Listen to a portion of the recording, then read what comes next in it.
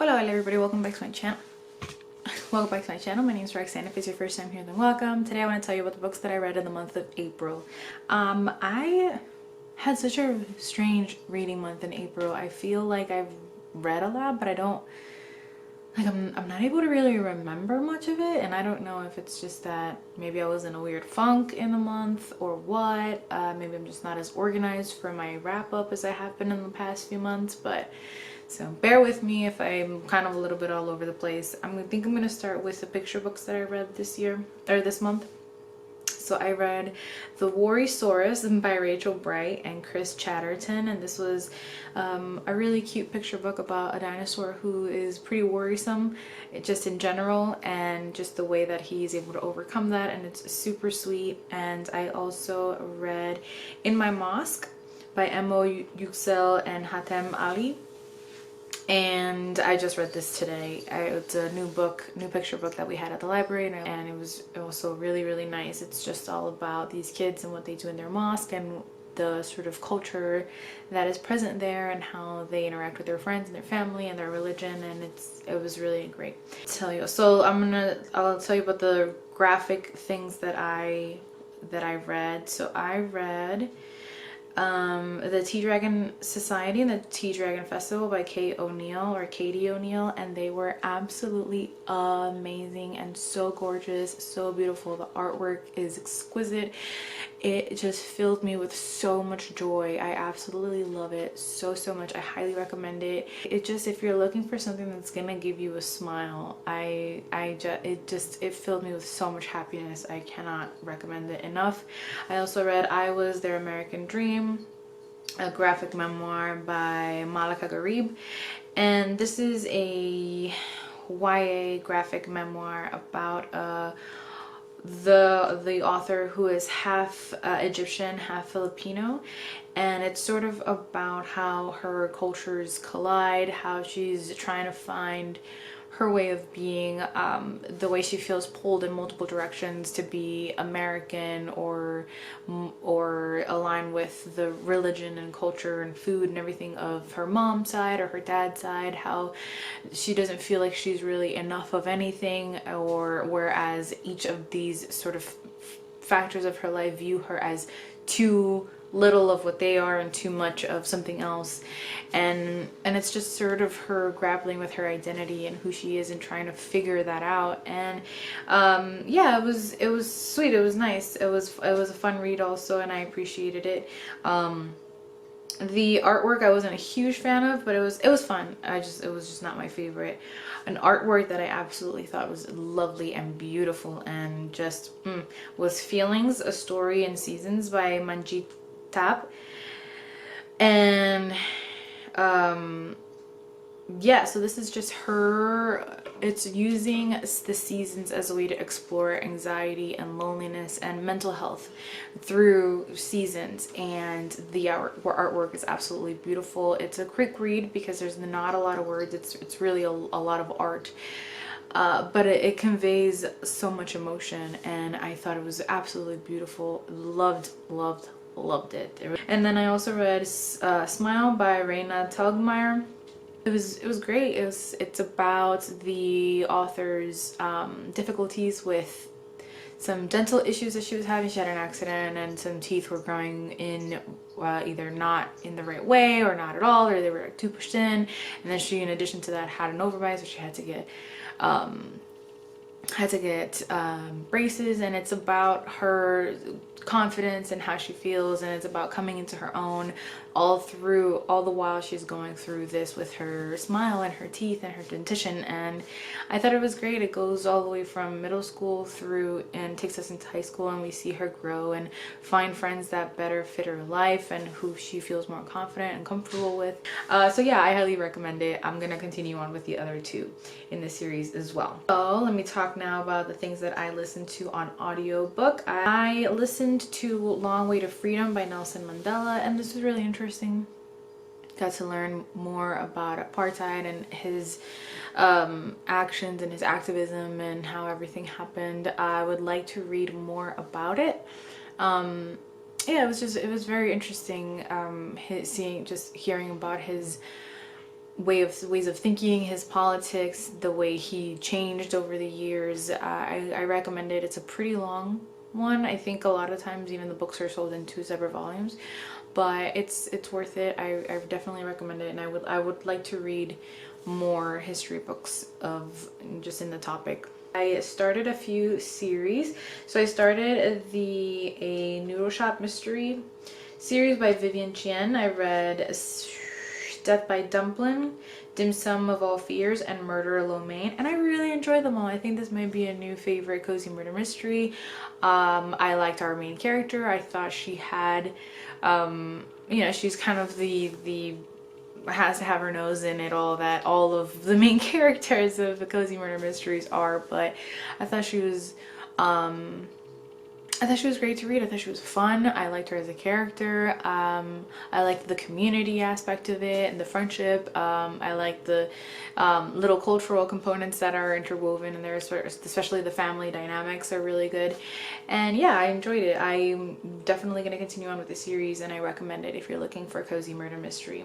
I started to read the Brown Sisters trilogy by Talia Hibbert. So I read Get a Life, Chloe Brown, and Take a Hint, Danny Brown. And oh my god, is everybody who has said anything positive about these super right.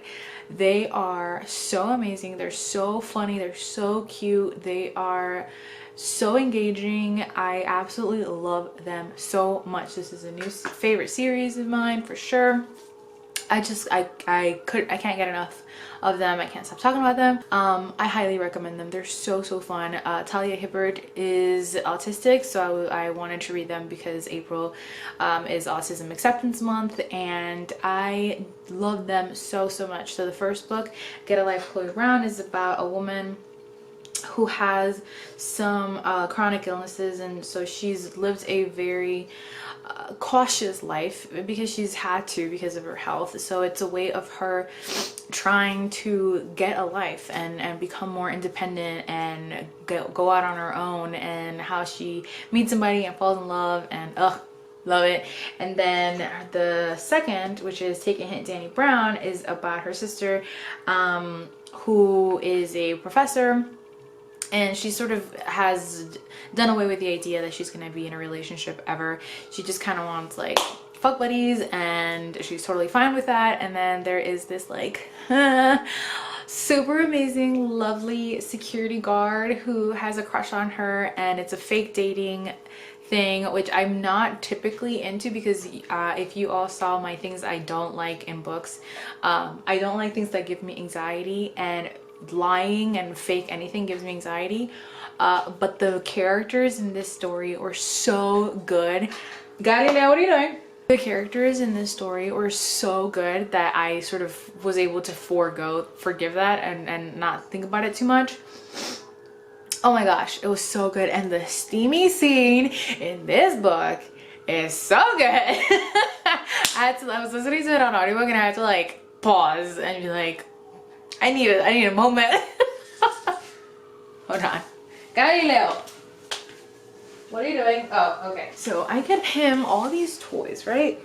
You guys know the story. I get him all these toys that he doesn't pay attention to, but a marker cap,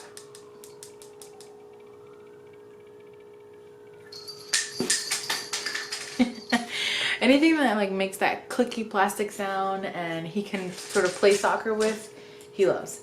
So I apologize, you will be hearing him play because he found it and now he's not gonna stop. But yes, so I can't wait to read the third one. I love it. I highly recommend these so much. Okay, so now we're gonna get to the books that I had on my shelves physically that I read. I actually thought I was gonna read more books from my physical shelves. I did bad this month with, I only read 4 books from my shelves. I am currently in the middle of a 5th that I'll talk about at the end, but yeah, but I did bad with my goal this month of reading books from my physical shelves. So I read Sing Unburied Sing. This is a story about these there's this 2 kids who live with their grandparents, and sometimes their mom comes and she has a drug problem. The dad of the kids is in jail, and it is it kind of sort of turns into this like road trip story, but there's also ghost components to it, and it was written really beautifully, and it was really gripping, and it was really sad, and it's really about the way in which this family is able to represent the ghosts of our past, the ghosts of our history, and how they're still tied to us, how they can drag us down, how we have to acknowledge them and see them and grapple with them in order to be able to move forward and handle life. And it's about, the history of the Black family in America is told, an aspect of it is told through this family and their life in the South and their time either in jail or their family life, their issues with drugs. There's a lot. It's a story that went by really quickly because it only takes place, I think, in a few days. But in the flashback scenes that we get, in the few flashback scenes that we get, and in the interactions between this family, you're really able to get a lot. I felt like it was a multifaceted novel that I recommend. I would definitely recommend. I thought I was gripped by it. I was saddened by it. But yeah, ultimately, I really enjoyed my time with it. This is my first Jasmine Ward, and I do want to continue to read her catalog. I didn't want to talk too much about what it was about because I think it's better that way if you sort of just know some of the themes and then go in blind. I read There by Tommy Orange, which it's a novel told through multiple perspectives, many perspectives of different characters who are going to meet, whose story is all going to intersect in this the big Oakland powwow. And it's about the idea of what the sort of urban Indian is, what that idea is, the plights that have affected these individuals, the history of the Native American, and how how their lives are shaped by the history and by the things that the American government has done, does not do, just kind of a little bit of everything. Overall, I enjoyed this a lot. More than I thought, because it took me a little bit to get into it, to be honest. But once I did, I really was able to get into it and really enjoyed it. Or enjoy is a weird term to use again, because it has a lot of sad components to it and a lot of really touching, difficult components to it. But one of my issues with it was that I think there was too many narratives. I don't think that all of them were necessary or added the same power to the story. There were at times I had to sort of go back and try to remind myself who was whom. So I think that was a drawback of this. But overall, like I said, I really enjoyed my time with it. I enjoyed the commentary that it offered. There's some really great lines here just about just the urban Native American and the Native American in general, but also you kind of recognize, it makes you recognize just that there is no monolith, and that's something that I think that we should all do better about recognizing. There is no there, he says in a kind of whisper with this goofy open-mouthed smile Denny wants to punch. Denny wants to tell him he'd looked up the quote in its original context in her Gertrude Stein's Everybody's Autobiography, and found she was talking about how the place where she'd grown up in Oakland had changed so much, that so much development had happened there, that the there of her childhood, the there was gone. There was no there anymore. Denny wants to tell him it's what happened to Native people. He wants to explain that they're not the same, that Denny is Native, born and raised in Oakland, from Oakland. Rob probably didn't look any further into the quote because he'd gotten what he wanted from it. He probably used the quote at dinner parties and made other people like him feel good about taking over neighborhoods they wouldn't have had the guts to drive through 10 years ago. The quote is important to Denny. This there. He hadn't read Gertrude Stein beyond the quote, but for Native people in this country, all over the Americas, it's been developed over buried ancestral land, glass and concrete and wire and steel, unreturnable, covered memory. There is no there. So, highly recommend it. But I would keep in mind what I said about the fact that I think there are a few too many narratives. I read The Infinite Country by Patricia Engel.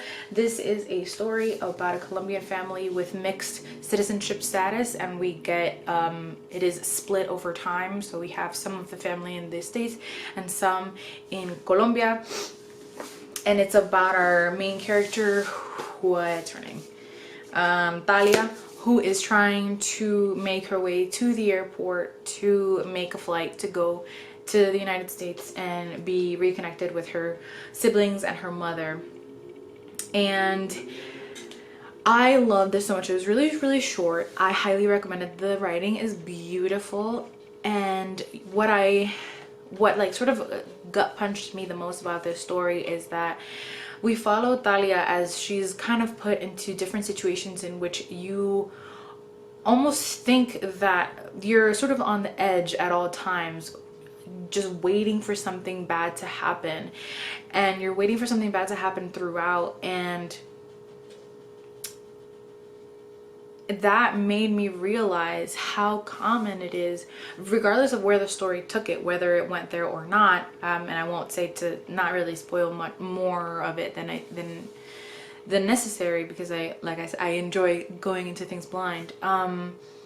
The fact that I spoke to other reviewers about it, the fact that we were automatically thinking something bad is going to happen to this person, something bad is going to happen to this woman, she's in this situation with this man or with this or in her crossing, or all of these things. It's like we were so conditioned to view, to recognize how difficult these situations are, and how traumatic they can be, and how taxing they can be on the family and on the mind, and how it doesn't have to be, and it's just kind of the norm of how we view these circumstances. And so you read this book constantly sort of at the edge of your seat, but I was completely rewarded by how it ended. I can see perhaps how some may have thought it was going to end differently, maybe even hoped that it was going to end differently, but I think given our history with immigration and with family separation, and just how, like I said, how traumatic that can be, I so appreciated what she did with this novel, and I highly recommend it. Have I not been filming any of this time? Oh, I'm gonna be so upset. I'm not really sure what happened to my camera. I'm not sure if it caught me talking about this. So I'm hoping I got everything else, and I'm just gonna talk about this, and let's hope I don't have to sit here in a couple of hours and refilm this. So A Tree Grows in Brooklyn is a modern classic about our main character Francie and her family. They're the Nolans. They live in Brooklyn in the late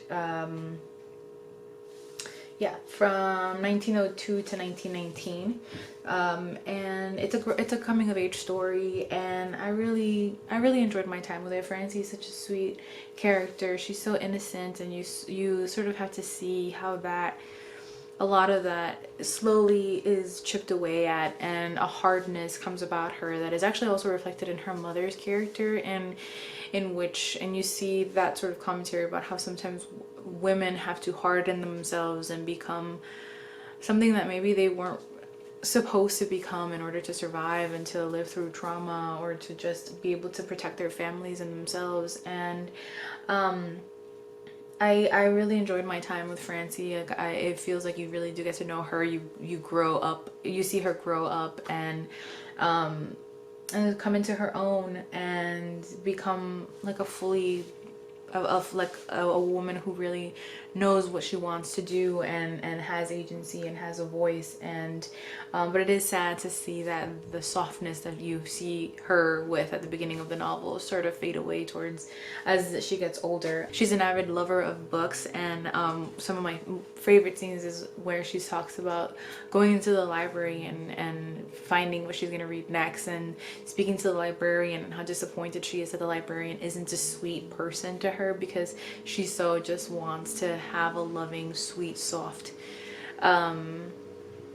female person in her life to be able to go to and lean on. And so that was probably one of my favorite scenes. And yeah, I mean, I highly recommend this. I think it's sort of one of those American novels that is recommended a lot, but I really enjoyed my time with this. It was very sweet, and I really got to love hearing about Francie and sort of have her be this quiet, sweet girl. And I actually felt myself really drawn to her because there's a lot of things about her, especially when she's growing up, that I was able to identify with. There's a lot of times in which she doesn't really make friends at work because she's so shy, and things are said to her or done to her, and she's so shy and non-confrontational and sort of is afraid to speak up. And I have had and still have some of those personality traits that have made